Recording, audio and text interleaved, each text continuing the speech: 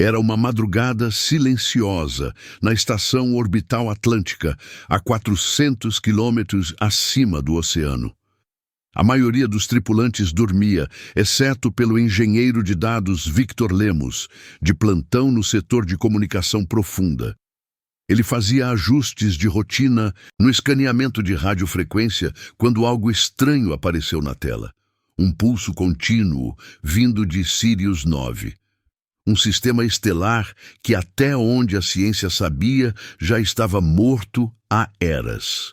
O pulso parecia aleatório, mas Victor percebeu um padrão e decidiu amplificar o sinal.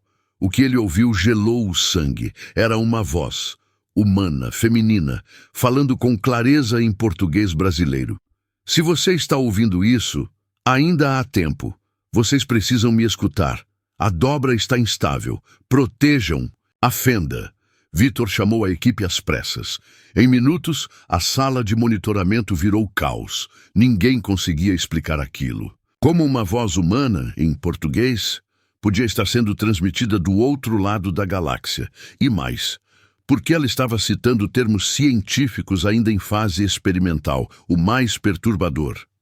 A mensagem vinha codificada com um registro de DNA humano. Anexado ao sinal estava o nome da suposta transmissora, Aurora Martins. Nascida em 1982, morta em 1998, mas isso era só o começo.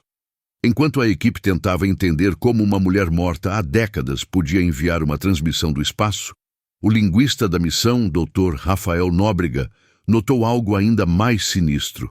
A mensagem não era apenas um aviso. Era uma linha do tempo codificada.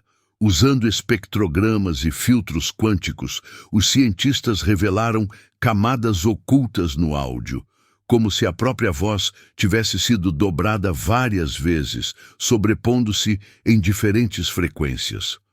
Cada camada continha datas, coordenadas, descrições técnicas e, o mais inexplicável, nomes. Os nomes de cada membro da tripulação da estação orbital, até mesmo de pessoas que ainda nem haviam sido selecionadas oficialmente para a próxima missão. Doutora Luana Costa, você terá que escolher. A dobra exige sacrifício. O tempo é um círculo. Vocês ainda não entendem, mas vão entender.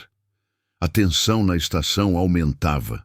Era como se alguém ou algo estivesse observando cada movimento deles, de algum lugar fora do tempo. A própria voz de Aurora mencionava eventos que ainda não tinham acontecido com detalhes tão específicos que seria impossível prever por acaso. O vazamento no setor 3 ocorre em 7 dias. Não evacuem. A fenda precisa de calor.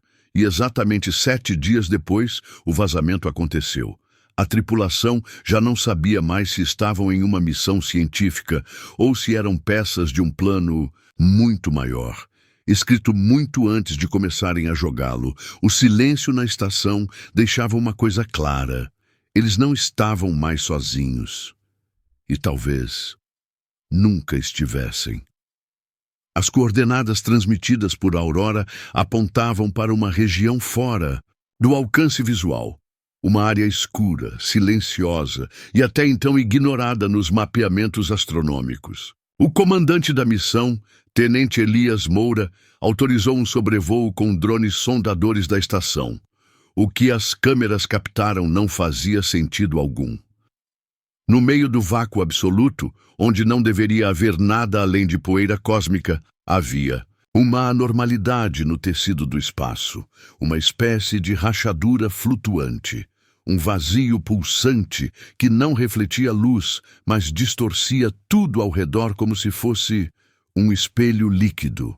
O termo técnico usado pela equipe foi fenda gravitacional, oscilante, mas a Aurora, na próxima transmissão, corrigiu. Não é uma fenda, é um reflexo.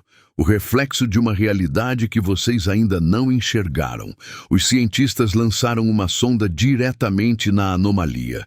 Ela desapareceu instantaneamente, mas antes de sumir, transmitiu por 0,8 segundos. Uma imagem. Era a própria estação orbital, idêntica, na mesma posição, mas vazia, sem tripulantes, sem sinais de vida. A imagem mostrava monitores ainda ligados, cadeiras girando lentamente, xícaras de café cheias, como se todos tivessem sumido em um único instante, como se o tempo tivesse sido arrancado daquele lugar. Naquela noite, o técnico responsável pela sonda, Hugo Freitas, desapareceu da estação, sem rastros, sem portas abertas, sem som. A única coisa encontrada em sua cabine foi uma anotação escrita à mão. Ela está certa. O tempo está nos observando. Na manhã seguinte, o sinal mudou de tom. Agora, Aurora estava chorando e sussurrou. A porta se abriu. Após o desaparecimento de Hugo e o surgimento da imagem da estação vazia, algo mudou dentro da fenda. Ela começou a emitir sons, ruídos parecidos com batimentos cardíacos distantes, intercalados com sussurros que só podiam ser ouvidos com equipamentos de ultrabaixa frequência. Mas havia mais. Quando convertidos em imagem espectral, os sons formavam rostos humanos, distorcidos, como se estivessem presos entre camadas de vidro. Alguns deles eram reconhecíveis, inclusive o rosto do próprio Hugo. A doutora Luana, abalada, tomou uma decisão arriscada. Usou os sistemas de IA da estação para recriar, com base no sinal, um modelo 3D da estrutura da fenda. O que apareceu não era um buraco, nem um vórtice. Era um portal com a exata arquitetura da estação, mas invertida, um espelho cósmico, uma gêmea invertida da realidade. Dentro dele, os arquivos enviados por Aurora foram abertos pela primeira vez. Vídeos, relatórios, até mesmo imagens pessoais. Ela estava viva, sozinha, em uma estação idêntica à deles, mas em uma linha temporal alternativa onde a Terra não existia mais. Aurora contou que era de 1998 e que havia sido puxada para essa realidade durante um experimento com um antigo radioamador. Por anos, sobreviveu na outra estação, tentando enviar mensagens, até conseguir hackear o pulso de Sirius 9.